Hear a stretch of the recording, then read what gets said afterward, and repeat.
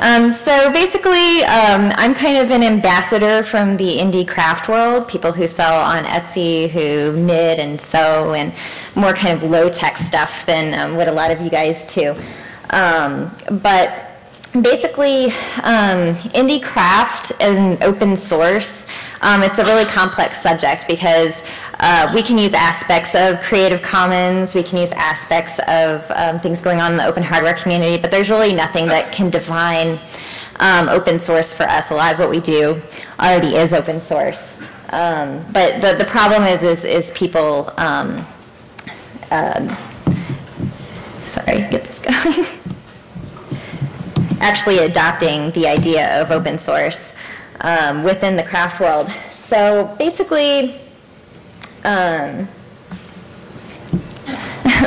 like what I did is I decided that I was going to try and create a program that was based on sustainability and try to sort of set an example of something for the craft community that's open source, and hopefully they can follow suit somehow.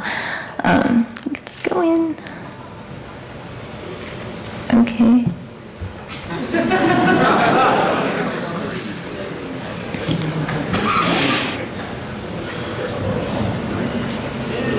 Yay. Okay. Yeah, okay, whatever. Okay. So crafting has had many meanings over the years.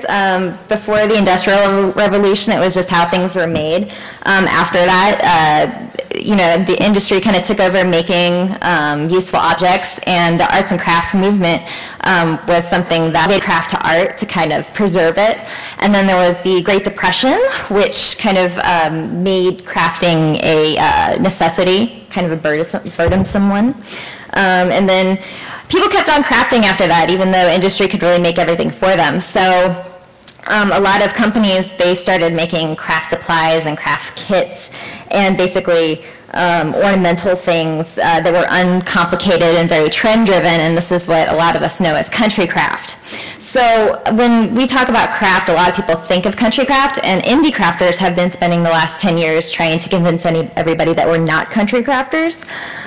So that's one of the characteristics we all have in common, besides our fondness for owls. And also, we don't like to use kits, and we don't like to use pre-manufactured supplies a lot of times. Companies who make supplies have been trying to cater to that.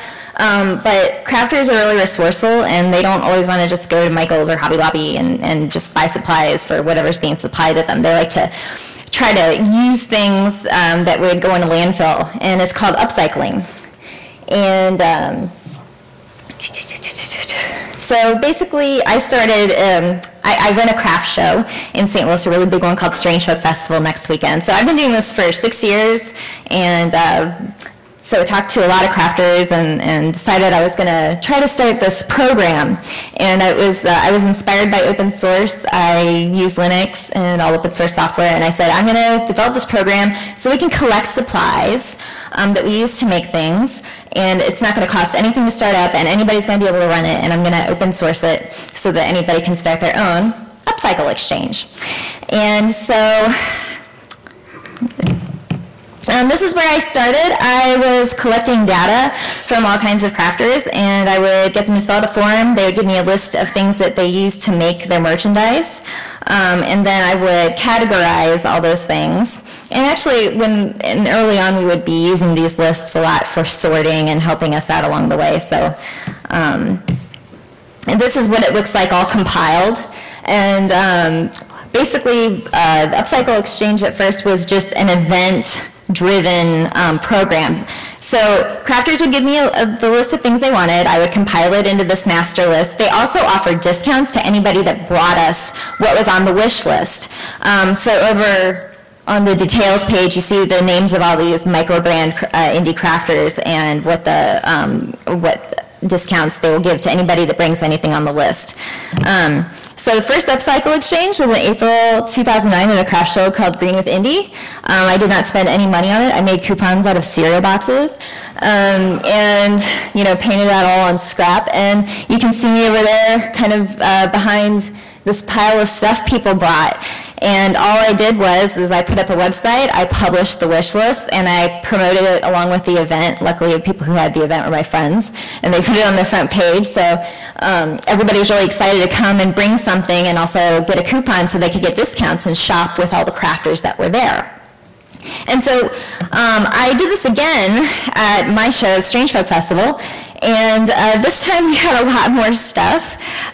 You can see the pool of yarn, and then at the bottom there's a lot of boxes. So what would happen when things came in, there were common requests like yarn and fabric, and then there were like unique requests like keys and dead bugs and things like that. But then we would put them into labeled boxes for the crafters who were participating. And so not long after that, we reached capacity. We were pretty popular. People wanted to bring us stuff all the time, so we became stationary. And then we added drop-off locations instead of just doing it at events.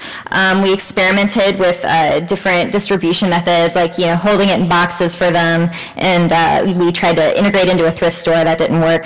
But we had what really worked was a retail handmade boutique where we could rent the basement, and then the crafters, which were members now, we couldn't just do it per event. They had to sign up and be a secret member of the secret club and go down to the secret basement and get the secret craft supplies.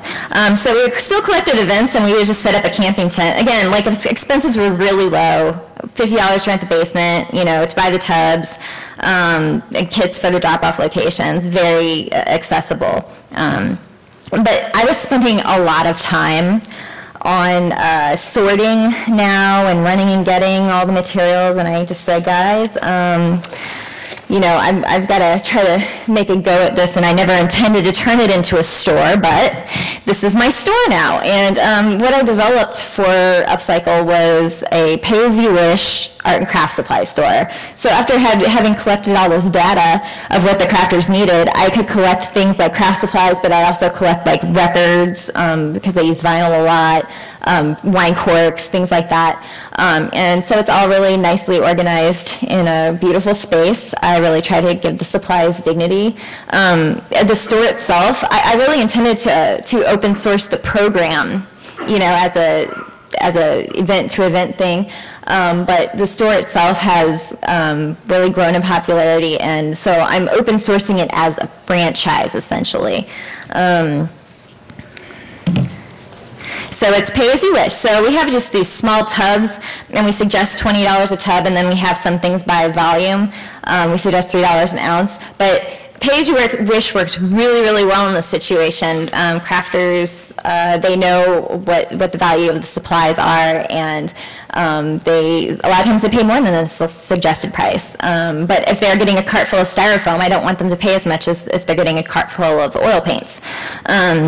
And then 10% of the sales benefit local charities. I am a sole proprietorship. It's not a nonprofit. A lot of stores like this, they run as a nonprofit, but in order for me I wanted to make it really accessible so that other, people looking to have a career, and this is something they would like, to go ahead and be able to do that as a sole proprietor. So I'm just going to go through real quick. This is like our website now. We have our wish list all trimmed out and everything. And then this is going to be our wiki. So me and some other people who are doing this around the country are working on Upcycle OS. We're working on a WordPress installation profile for people who want to start their own stores. And then these are all the different locations we have that are opening up: Detroit and Indianapolis, Tampa. And then this is my baby had a baby, so this is the new Upcycle store in Indianapolis, and that's her wish list. And so she's opening that up, I think, next week. And then Upcycle Exchange itself is expanding into a Fab Lab. And time's up, so I can't tell you much more about it, but we're going to be using it to use the supplies even more effectively. So.